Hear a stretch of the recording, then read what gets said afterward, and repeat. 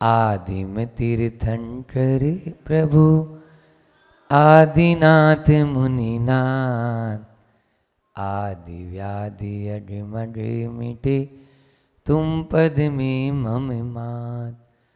चरण शरण है आपके तारण तरण जिहाज, भवदधि तट तट ले चलो करुणा कर जिनेरा। बावन रजाची बड़े बाबा आदिम तीर्थंकर आदिनाथ भगवान की, परम उपकारी संत शिरोमणि आचार्य गुरु और विद्यासागर जी महामुनि राज की, पूज्य मुनि श्री 108 दुर्लभ सागर जी महाराज की, 48 दिवसीय भट्टामर महामंडल विधान की। बहुत आनंद और उत्साह के साथ आज उमरगांव वाले हो और चाहे खुरई वाले हों और हाँ बाकी 52 गजा वाले तो हैं ही, इंदौर वाले भी हैं, मनावर वाले भी बैठे हैं, सब बांकानेर, हाँ बांकानेर भी है, तो मैं तो बोल दिया ना। सब लोगों ने पूर्ण भक्ति और उत्साह के साथ यह आदिनाथ भगवान की आराधना संपन्न की। आप देखो प्रातःकाल की बेला में भट्टामर व्याख्यान माला तो चली रही है, अभी भी वही सुन रहे हैं आप, और मध्याह्न की बेला में भट्टामर महामंडल विधान और शाम की बेला में भट्टामर आनंद यात्रा। दिन भर आदिनाथ के चरणों में आदिनाथ भगवान का गुणगान जितना गाएं उतना ही थोड़ा है। एक एक शब्द का अर्थ भी अपन लगाएं तो वह थोड़ा कम रहेगा और पूरा जीवन बीत जाएगा। बंधुओं, भक्ति भाव के साथ में हमें भगवान की आराधना करना चाहिए। एक बार ऐसा हुआ, एक कहानी के माध्यम से अपनी बात प्रारंभ करता हूं। आज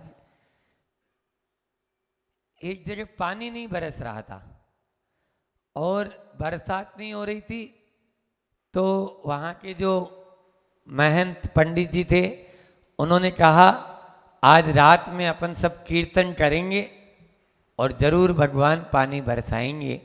आज केवल मात्र भजन कीर्तन होगा, सब लोगों को आना है। सारे लोग अपने अपने घरों से आए और जैसे ही वहाँ पहुँचे शाम का समय, तुरंत पंडित जी ने बोला वापस चले जाओ, पानी नहीं गिरेगा। क्यों? आपने कहा था कीर्तन करेंगे और पानी गिरेगा। अभी तो कीर्तन शुरू भी नहीं हुआ और आपने कैसे निर्णय ले लिया कि पानी नहीं गिरेगा? बोले आपके कीर्तन करने की अब जरूरत नहीं, क्योंकि आपको विश्वास ही नहीं है कि पानी गिरेगा। अरे यदि पानी गिरने का विश्वास होता तो सब अपने अपने घरों से एक छाता या रेनकोट पहनकर आते, तब आपको विश्वास हो जाता कि नहीं जरूर पानी गिरेगा। इसलिए भगवान के ऊपर श्रद्धा होना जरूरी है, आस्था होना जरूरी है, तन्मयता तल्लीनता होना जरूरी है, निष्ठा होना जरूरी है। यदि ये नहीं होंगे तो 3 काल में हम भगवान की भक्ति नहीं कर सकते हैं। भगवान की भक्ति आस्था से भरकर करनी चाहिए। वैसे तो सम्यक दृष्टि 7 भयों से विमुक्त होता है। 7 भय, इहलोक भय, परलोक भय, आकस्मिक भय, मरण भय, वेदना भय, ये सारे भयों से, अत्राण भय, अगुप्ति भय, इन सब भयों से मुक्त होता है। कौन? सम्यक दृष्टि विमुक्ता सप्त भया। इस प्रकार से आचार्य कुंद कुंद स्वामी कह रहे हैं। लेकिन यहाँ पर आचार्य मानतुंड स्वामी और 8 भय बताए। कितने? और 8 भय में भी 38वें से आज ही अभी 46वें 47वें काव्य तक 9 हो गए। 9 भय। क्यों? क्योंकि 8 ही भय हैं, लेकिन संग्राम के 2 हो गए। संग्राम के, युद्ध में संग्राम करना और युद्ध में विजय, जय की प्राप्ति करना। सबसे पहला था हाथी का संकट आती का भय, दूसरा था सिंह का भय, अभी आप लोगों ने अर्घ चढ़ाए, बोलो। फिर तीसरा अग्नि का भय, सर्प का भय, युद्ध का भय और संग्राम विजय का भय। हाँ, ये 5।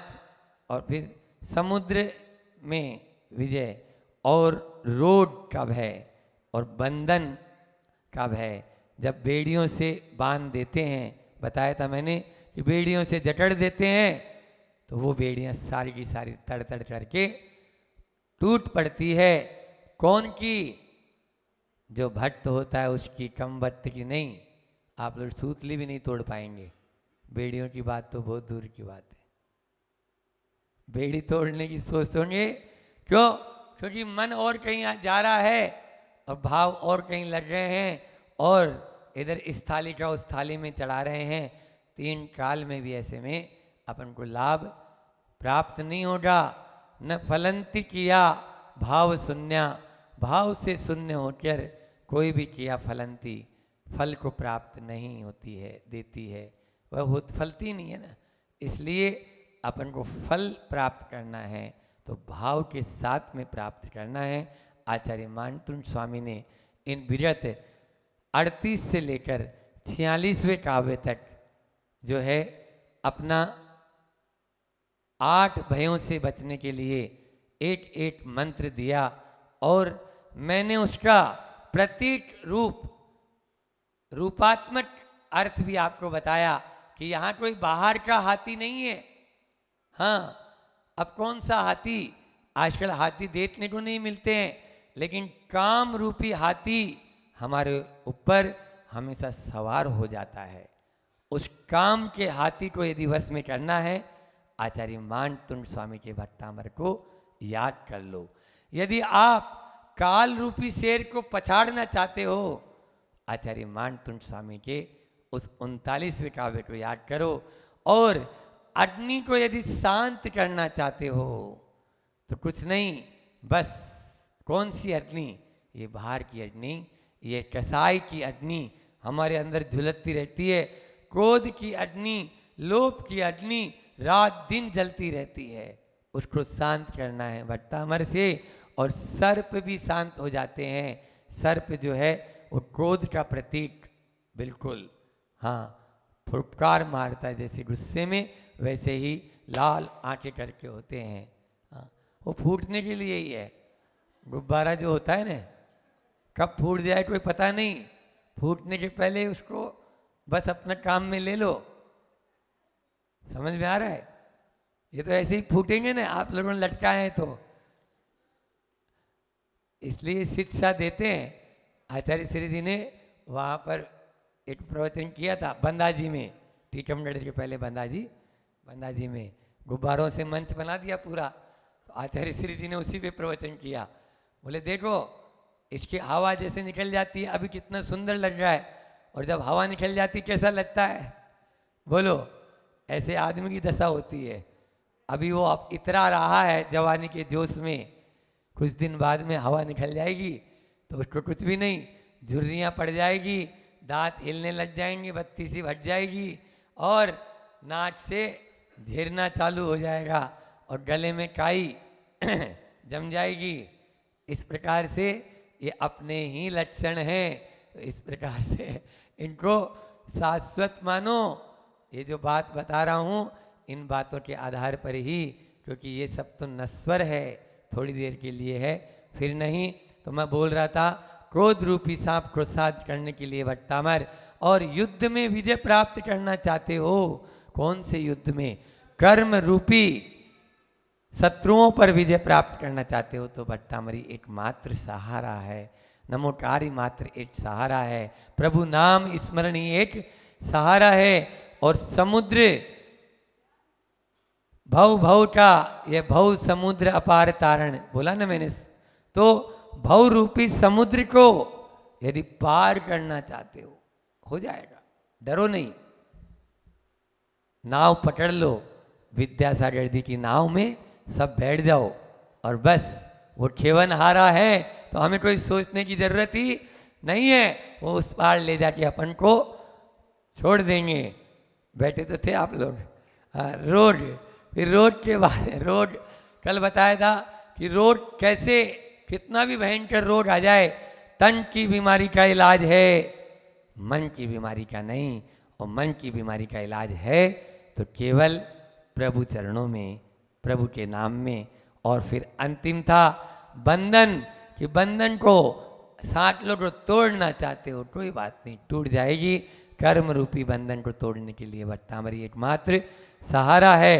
इस प्रकार से भट्टामरी स्त्रोत के माध्यम से इन एक एक भयों को हम अलग करते गए, और विष भी जिनके दाम से अमृत हो जाता है, मारक भी तारक हो जाता है, ऐसे हानि भी लाभ में बदल जाती है। ऐसे इस भट्टामरी स्त्रोत के माध्यम से अब आज सेकंड लास्ट छंद है, कल फिर मंगलवार को मंगल 48वां काव्य कर देंगे अपन। पहले अपन उच्चारण लेंगे और उसके बाद में यहाँ उसका अर्थ, और अर्थ के बाद में भावार्थ। पहले मैं बोलूँगा, आपको दोहराना है। मत द्वीपींद्र मृगराज दवान लाही,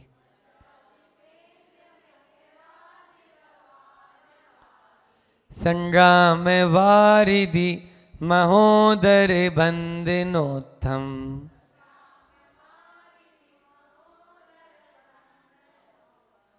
तस्या सुनासमुपयाति भयं विएव,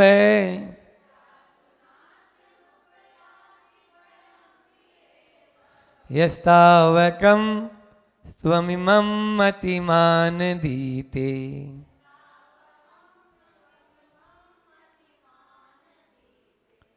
हाँ, यहाँ पर पहले अपन अर्थ लगाते हैं।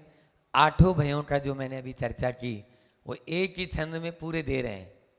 इस 47वें छंद में आठों भयों के नाम हैं जो अभी अभी आपको मैंने बताए। वो आपने संस्कृत में पढ़े तो आपको ध्यान नहीं कि अपन ने क्या क्या पढ़ा, लेकिन उसका हिंदी अर्थ बहुत सरल है। एक एक लाइन का अर्थ आप देखें, पुस्तक आप हाथ में ले सकते हैं। यह यानी जो, मतिमान यानी बुद्धिमान, तावकम आपके, तुम्हारे, आपके, इमम इस, स्तवनम स्तवन को, अदिते, अदित यानी दीदा पढ़ने के अर्थ में अदित उपसर्ग लग गया, तो पढ़ता है जो बुद्धिमान आपके इस स्त्रोत को पढ़ता है, तस्य उसका क्या क्या शांत हो जाता है। देखो, मत द्वीपींद्र सबसे पहले है, द्वीप यानी हाथी। द्वीप यानी, बोले महाराज जी आज तक तो हमने द्वीप का मतलब वो वाला समझा था, आपने क्या? हाथियों में भी इंद्र, मत द्वीपेंद्र है न, मत वाला हाथी, हाथियों का राजा। समझ में आ रहा है? द्वीप क्यों बोलते हैं उसको? क्योंकि द्वाभ्याम पिबेत इति द्वीप है, वहां नाम माला में आया इसके हाथी के पर्यायवाची शब्दों में। वो दो तरीके से पीता है। आप लोग दो तरीके से नहीं पीते, आप मुंह से पीते हो। उसके पास में दो रास्ते हैं पीने के, एक सूंड के माध्यम से पीता है और फिर मुंह में लेता है। कोई भी चीज लेगा तो पहले सूंड में भरेगा और फिर वो पिएगा। तो द्वाभ्याम पिबेत इति द्वीप है, इसलिए हाथी का नाम द्वीप है। तो द्वीप, और उसमें भी ऐरावत हाथी, बड़ा हाथी, 4 दांत वाला है बिल्कुल।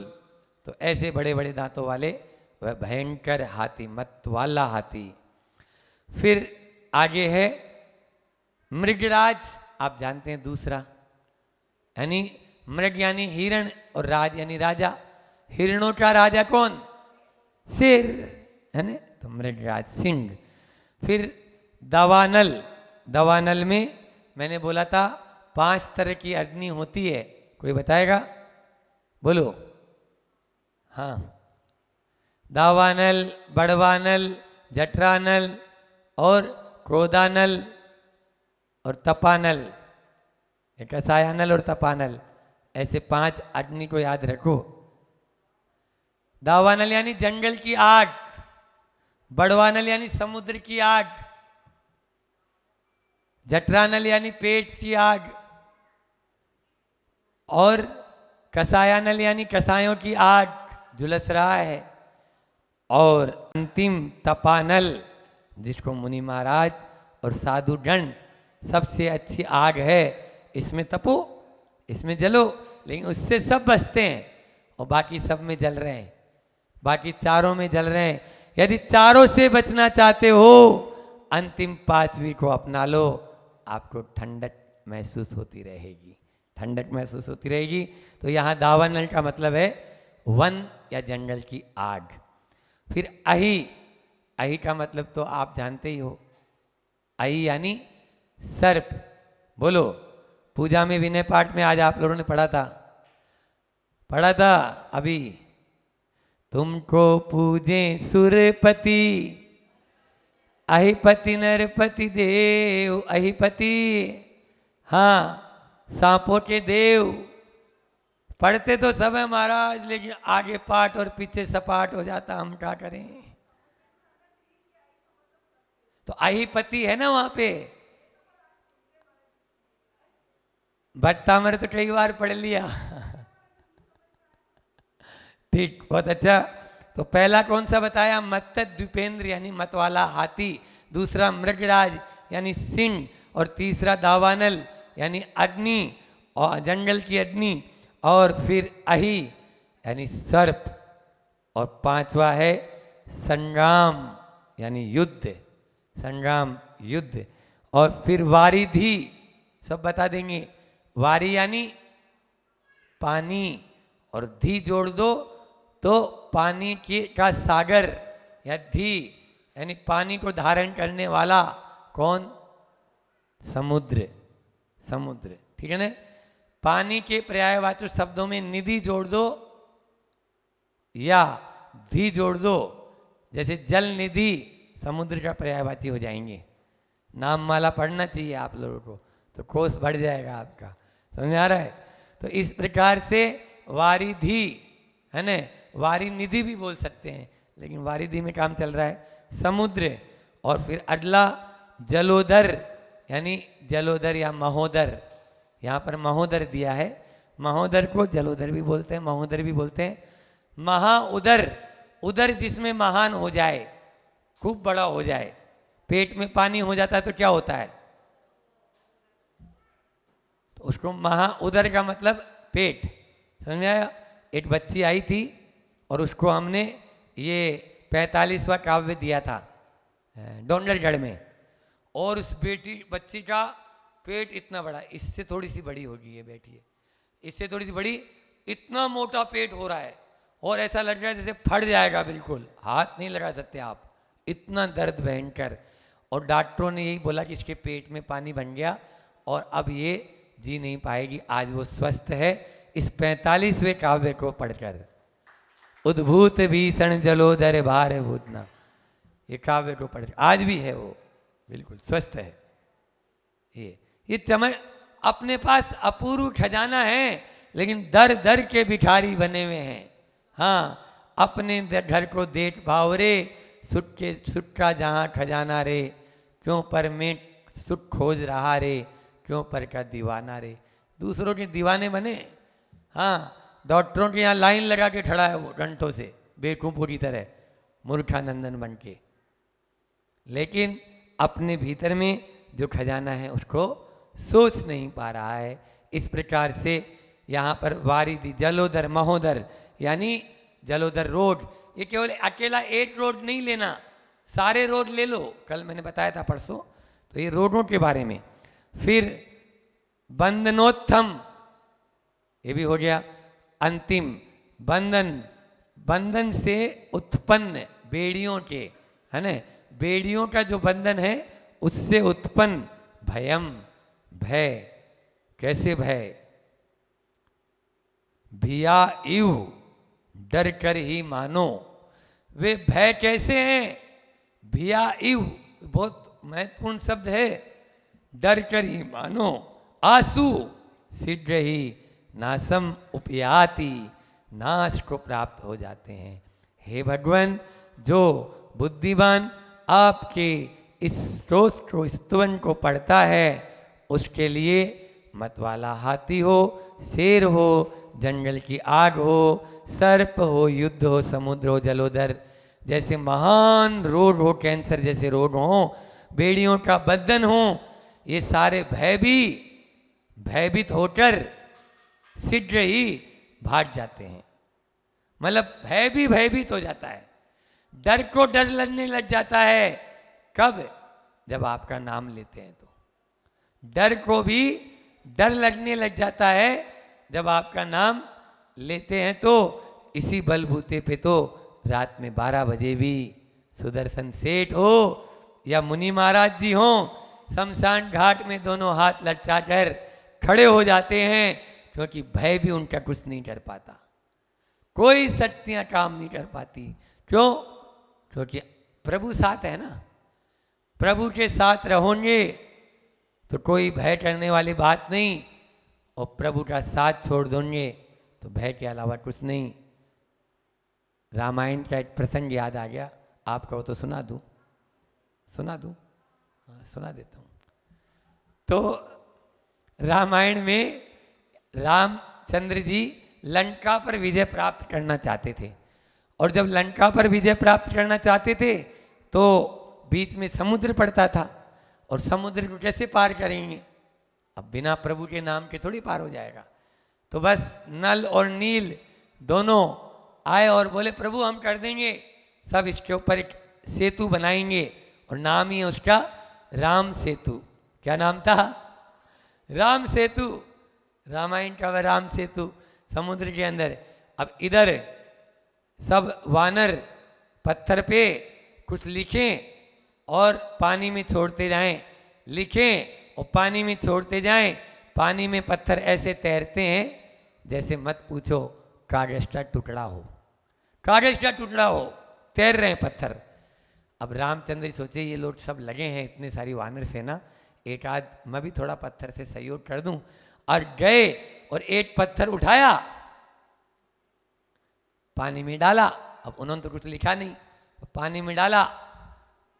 अब अपना नाम अपने हाथ से थोड़ी लिखते, बस जैसे ही पानी में डाला और डुड़ करके नीचे गया। उन्होंने दूसरा पत्थर उठाया, वो भी डुड़ करके पानी में अंदर चला गया। उधर हनुमान जी तमाशा देख रहे थे कि रामचंद्र जी, हनुमान जी जोर से हंसे। अब इधर हंसे तो रामचंद्र जी ध्यान चला गया, बोले इधर आ। बोले क्या प्रभु क्या हुआ, गलती हो गई क्या? बोले ये बात किसी को कहियो नहीं,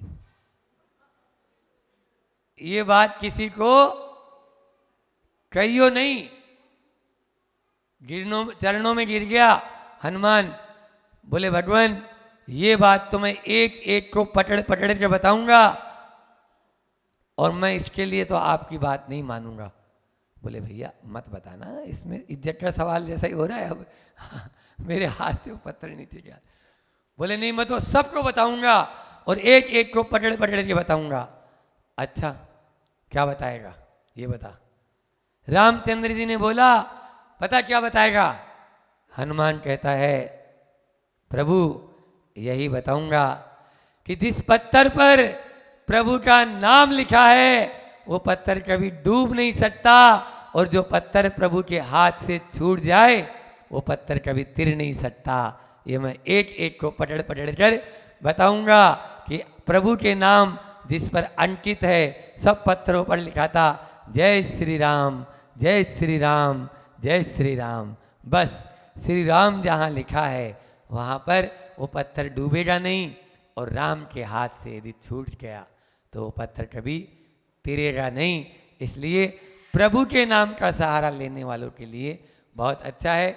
एक बात और बताएं आपको, इसमें 8 जो छंद अपन ने 9 छंद पढ़े, इसमें आचार्य भगवान ने मानतुंड स्वामी ने बहुत अच्छे अच्छे शब्दों का प्रयोग करके जो मैंने यहाँ पर जोड़ा कि हाथी का जब संकट भय दूर करने की बात आई थी तो उन्होंने कहा था भवद आश्रिता नाम, आपका जो आश्रय लेता है वो कभी भी हाथी के भय के चंडुल में नहीं आता। शेर का जब संकट आता है तो क्रम युगाचल संस्कृतम थे। आप एक एक शब्द का देखना, ध्यान से सुनना कि वहाँ पर आपके नाम का जो आश्रय लेता है, भवद आश्रिता नाम, फिर क्रम युगाचल संस्कृतम यानी आपके दोनों चरण कमलों का जो आश्रय लेते हैं उनको शेर का भय कभी भी नहीं सताता और अग्नि का उपसर्ग उस पर कभी नहीं आता। वहाँ पर आचार्य मानतुंड स्वामी कह रहे हैं तत्नाम कीर्तन जलम, मतलब आपके नाम रूपी कीर्तन का जल डाल दो, जल डाल दो। अग्नि शांत, कौन सा जल? आपके नाम का। सर्प को कैसे वश में करें बता रहे हैं, हृदय त्वत्नाम नाग दमनी, आपके नाम रूपी नाग दमनी एक औषधि का नाम मैंने बताया था, वो औषधि आप अपने आपके नाम रूपी औषधि अपने हृदय में जिसके है उसका सर्प भी कुछ बिगाड़ नहीं कर सकता। और युद्ध में विजय प्राप्त करना है तो त्वत् कीर्तन विदाम उपेति, आपके नाम का कीर्तन करें, या त्वत्पाद पंकज शैनो लबंते, आपके दोनों चरण कमलों का आश्रय जो ले लेता है प्राप्त कर लेता है, युद्ध में उसकी विजय निश्चित है। समुद्र का भय उसका कुछ बिगाड़ नहीं पाता। भवत स्मरणात्, आप देखिए भवत यानी आपको जो याद रखता है, इसलिए प्रभु को कभी मत भूलो। और रोग का भय यदि दूर करना है तो त्वत्पाद पंकज यानी आपके चरण कमलों का आश्रय, और बंधन को तोड़ना चाहते हो आपके नाम मंत्र का जाप जो कर लेता है, विगत बंध है, सारे बंधन टूट जाते हैं, चले जाते हैं। प्रभु का नाम सार्थक नाम होता है। आप लोग प्रतिदिन अभी शाम को भी भजन में गाते हो ना, जैसा इनका नाम रे वैसा इनका काम रे, प्रभुअर का नाम प्यारे भूल नहीं जाना रे। बोलते हो कि नहीं बोलते हो? गुरुवर का नाम प्यारे भूल नहीं जाना रे, विद्यासागर नाम रे। तो ये आप अपना पे ही जैसे नाम है वैसे ही उनके काम है, सार्थक नाम वाले हैं। आप गुरु जी के मुख से जो नाम निकले हैं वो भी देख लो, बिल्कुल सारे के सारे अपना पे ही। वृषभ जिनका चिन्ह है, ऐसे वृषभ देव बैल का चिन्ह है उनका। हाँ, एक एक नाम चाहे संभवनाथ है ना, जो सब कामों को संभव कर दे वो संभवनाथ कहलाते हैं। अजितनाथ, जीत नहीं सकता जिनको। ऐसे 24 तीर्थंकरों का नाम स्मरण करके हम अपने आप को बहुत आगे बढ़ा सकते हैं। समय अपना हो रहा है, इसका पद्यानुवाद लें। उससे पहले 3 शब्द देते हैं कि प्रभु की भक्ति आप जब भी करें तो पूर्ण समर्पित भाव हो के करें। 3 शब्द इंग्लिश वालों के लिए अच्छे हैं कि कंपटीशन, पहला क्या दिया? कंपटीशन, फिर रिपीटेशन और डेडिकेशन। कंपटीशन में भक्ति मत करो, फल नहीं देगी। कंपटीशन वो कर रहा है, उसने इतना किया तो मैं और उससे ऊपर करूंगा, ये कंपटीशन में नहीं चलना चाहिए। फिर रिपीटेशन भी नहीं होना चाहिए। रिपीटेशन हो रहा है, उसने ऐसा कर लिया था तो हम भी वैसा ही कर रहे हैं, ये भी नहीं। डेडिकेशन होना चाहिए, आपका उसके प्रति समर्पण होना चाहिए। समर्पण होगा तो निश्चित रूप से आपको उस भक्ति का फल मिलेगा। इतना ही रखते हैं, इसका पद्यानुवाद लेकर अपन विराम करेंगे। वृषभेश्वर के गुणी स्तवन का करते निस दिन जो चिंतवन, भय भी भयाकुलित हो उससे भग जाता है हे स्वामिन।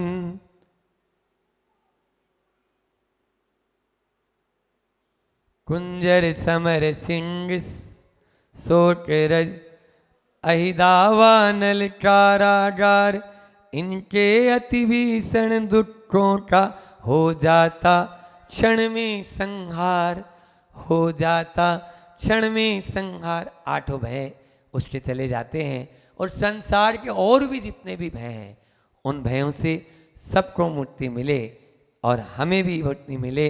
सबसे बड़ा भय है ये भव का भय। इस भव से हमें भय करना है ताकि आगे फिर से अपना जन्म मरण न हो।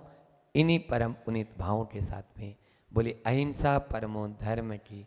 मनों में जब दूरियां बढ़ जाती है तो फिर डिस्टेंस बढ़ता हुआ चला जाता है। उन दूरियों को पाटने की जरूरत है। घर को स्वर्ग बनाना है। साथ में ही आज यहाँ पर जो पारमार्थिक जो संस्थाएं लगी है, जो परमार्थ के कार्य में लगी है, क्योंकि अर्थ तो बहुत कमाता है आदमी, लेकिन जब तक परमार्थ की उसको चिंता नहीं होगी तब तक वो अर्थ उसके लिए कोई मायने नहीं। वह अर्थ अनर्थ का मूल बन जाएगा, अनर्थ का मूल बन जाएगा। पदार्थ की ओर दृष्टि मत रखो, परमार्थ की ओर दृष्टि रखो। परमार्थ की ओर दृष्टि रखेंगे तभी आपको वह अर्थ का सही अर्थ मालूम चल पाएगा, अर्थ का सही अर्थ। और इन संस्थाओं के माध्यम से हम अपनी संवेदनशीलता को जागृत करें। आज ये संस्थाएं और कुछ नहीं, हमारी अपनी संवेदनशीलता। हम संवेदन शून्य हो रहे हैं। क्यों ना हो, क्यों ना हो। एक तरफ टेलीविजन के अंदर सूचना चल रही है फलानी जगह बम ब्लास्ट हुआ, इतने लोग मरे, और आप चाय की चुस्कियां ले रहे हैं। आप अपने भीतर भोजन डाल रहे हैं। टेलीविजन देखते हुए भोजन कभी न करें, लिख लो। टेलीविजन देखते हुए भोजन कभी न करें। यदि करेंगे तो जैसा खावे अन्न और वैसा हो जाएगा मन। क्योंकि आपने क्या देखकर भोजन किया था? यही देख के भोजन किया था। इसलिए आप अपनी संस्कारों को, अपनी संस्कृति को बचाना चाहते हो तो पहले आपको इन चीजों को भी समझना होगा, इन बातों को समझना पड़ेगा। संवेदन, आज पशुओं में संवेदना बढ़ती जा रही है और मनुष्यों में संवेदना घटती जा रही है। कल नहीं परसों दादाजी यहाँ पर बैठे हैं, जो भैया जी आए हैं, कि गौशाला में भी थे आप, और गौशाला में हमारा प्रवचन हुआ था तो मैंने एक ही बात कही, संवेदना बढ़ाओ, संवेदनहीन मत बनो। दूसरों के प्रति हम संवेदन शून्य हो रहे हैं और दूसरों के हम अपने प्रति संवेदन ज्यादा जागृत कर रहे हैं अपने शरीर के प्रति। जबकि वहां पर आया कि परोपकारार्थम इदम शरीरम, इदम शरीरम परोपकारार्थम। यह शरीर आपको क्यों मिला है? परोपकाराय दुहंति गावे, परोपकाराय फलंति वृक्षा और परोपकाराय वहंति नद्या, परोपकारार्थमिदम शरीरम। यह शरीर आपको परोपकार के लिए मिला है। इन संस्थाओं से आप जुड़ो, और जुड़ने के बाद नहीं जुड़ पा रहे, इनमें आप अच्छे से दान आदि करें ताकि जो गरीब जनता है उस जनता को भी आगे बढ़ा सके। एक बात और कहना चाहूंगा कि हमें लोगों को सहयोग दें, मैं मना नहीं करूंगा, सहयोग दें, लेकिन सहयोग के साथ उनको ऐसी व्यवस्था दें कि आगे के लिए वो सहयोग करने वाले बन जाएं, आगे के लिए वो सहयोग करने वाले बन जाएं, ताकि आने वाले समय में वो अपने जीवन का उत्थान कर सके और केवल मात्र उस सहयोग पर ही आधारित न हो जाए। इसीलिए चाहे वो 1 रुपये किलो गेहूं हो और चाहे वो 50 पैसे किलो चावल हो, ये सब सरकार की योजनाएं हमें जचती नहीं है।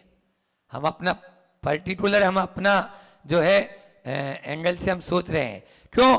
इसके माध्यम से आप उनको निकम्मा बना रहे हैं, वो करेगा ही नहीं काम। आप उससे काम लें और फिर उसको आप दे, जितना उसका वेतन बनता है उससे दुगना दे, 500 बनता है 1000 दे, कौन मना कर रहा है? लेकिन आप फ्री फोकट में कोई भी चीज देंगे तो उसकी कीमत होने वाली नहीं। आप इन संस्थाओं के माध्यम से यह एक अलग जगह सकते हैं, और जिनको भी रोजगार नहीं मिल रहा है उनको रोजगार दें। जो भी विधवा है, परित्यक्ता है, मान लीजिए ऐसे अनेकों प्राणी हैं या जो महिलाएं पुरुष हैं जो खाने के मोहताज जिनको हो जाते हैं, लेकिन उनके पास में एबिलिटी है, योग्यता है, उस योग्यता का मूल्यांकन करके उनको आगे बढ़ाएं। मेरी भावना की इन पंक्तियों के माध्यम से हम अपनी वाणी को विराम देना चाहेंगे। 4 बातें आप लोग जरूर याद रखेंगे। अहंकार को छोड़ना है, असहिष्णु नहीं बनना है, अधीरता अपने जीवन में नहीं लाना है, और साथ में हमें आलोचना नहीं करना है, दूसरे के प्रति सद्भावना रखना है। तो जीवन घर स्वर्ग बिना बने नहीं रहेगा, स्वर्ग बने इसी भावना के साथ में। रहे भावना ऐसी मेरी, सरल सत्य व्यवहार करूं, बने जहां तक इस जीवन में औरों का उपकार करूं, मैत्री भाव जगत में मेरा सब जीवों से नित्य रहे, दीन दुखी जीवों पर मेरे उर से करुणा स्रोत बहे। दीन दुखी जीवों पर देखकर मेरे उर में, मेरे हृदय में करुणा का स्रोत बहे। ऐसे भाव हर प्राणी के हों,